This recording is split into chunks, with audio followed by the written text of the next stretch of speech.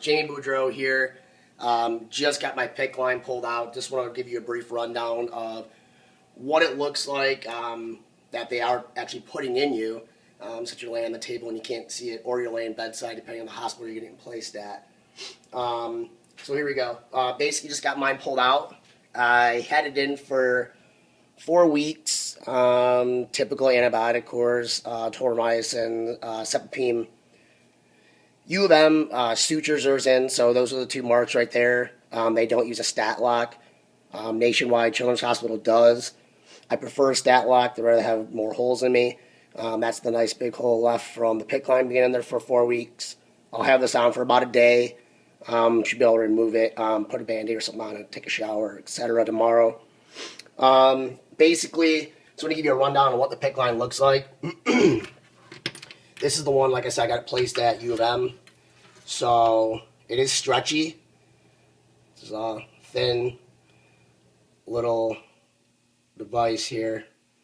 I don't even know what it's made out of, but anyways, nationwide, theirs are usually pre-made with a clear end on it, so you know it's the end. At U of M and other hospitals I've been at in the past, out west, county hospitals, etc., they'll buy it in bulk, and they'll actually cut, or they'll buy like a universal one, and they'll actually cut out the end of it, like U of M did. This is cut at the end. This is 42 centimeters. It's actually hashed off. Right here is the 40, 1 and 2. So we measured it twice, double-checked. Hospitals that send you home on IV antibiotics will give you a card, or you should get a card that you should carry with you in your wallet or your purse. It does say how long it is in case they have to pull it out. Just make sure you don't have anything left in you, because it can happen. It can break inside you, and it can get into your bloodstream and cause really bad complications. This particular PIC has 2 ports on it, 2 luminous. Basically what I did is I capped this one off with a needleless cap. I flush this once a day. If you do not flush this once a day, you will get blood to clot up in here. So when you do flush it, 4 days later, if you remember, you're flushing a bunch of clotted up blood into you. So you want to make sure you flush it and block it every single day if you're not using it. I added an extension, obviously, because I'm doing my own IV antibiotics at home. I don't make my wife do it for me. So got a little clamp right here when I'm done. I'll clamp it off right here when I'm done. Standard techniques, you're going to receive saline and heparin. It's going to come in a little package like this, individually sealed. They're good for a couple of years, so if you have extra, keep them. They're good for washing out cuts and stuff like that. So basic techniques, if you're going home with IV antibiotics, you can open up the alcohol pad, make sure your hands are clean. Like I said, I did sterilize all this, so I don't mind touching it. It was in me anyways, so we're going to go and clean it off. Clean it off for about a minute, ABCs, etc. Just kind of like you're brushing your teeth. Just, clean it off real nice and good. Make sure it air dries a little bit. I'm going to uncap this. These are pressure sealed, so what they're locked off. You have to actually break the lock, and it'll pop. And you just basically take it up to the top, standard like you'd see the nurses do in the hospital, up to the top, push it in, turn it, then we're going to unclamp it, and then this is basically what it's going to look like inside of you.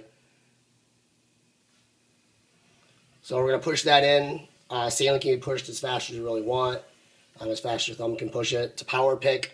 I'm not sure if I already mentioned this, but power PICs are preferred, especially if you got to do like a high contrast dye for like a CAT scan. You have to have a power PIC for that. Uncap it. And then the last thing you're going to do when you're done doing your meds, is you're going to hep lock it. Sometimes I don't break the seal. It depends if I'm being lazy or not. If I'm doing my 3 a.m. meds, I'll just push it in and just break the seal right here. This probably isn't the best technique, but when it's at night, I'm lazy, so I'll go down to just about the very end where the saline's gone, no air is getting in there. Undo it. When I'm done, I'm capping it off on both parts, and that's basically it. So you're gonna flush it.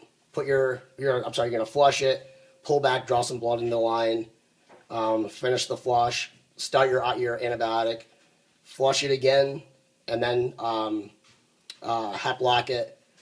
Very important. Don't forget the HEP. The heparin is obviously going to make it so it doesn't clot off inside of you. Yeah, that's pretty much it. I just wanted to give you guys a video really quick of what it actually looks like. Last time I put a video up on the page, it was just me getting it pulled out. So I wanted to give you guys a look, just see what it is that's actually inside of you. Yeah, that's it. If you guys have any questions, any of the newer people out there getting PIC lines placed in for the first time, if you have any questions, go ahead and just message me on the chat group, and I'll answer anything. If you got any other kind of questions, I'm always answering stuff, always posting on there. So yeah, name's Jamie, and that's pretty much it. Thanks.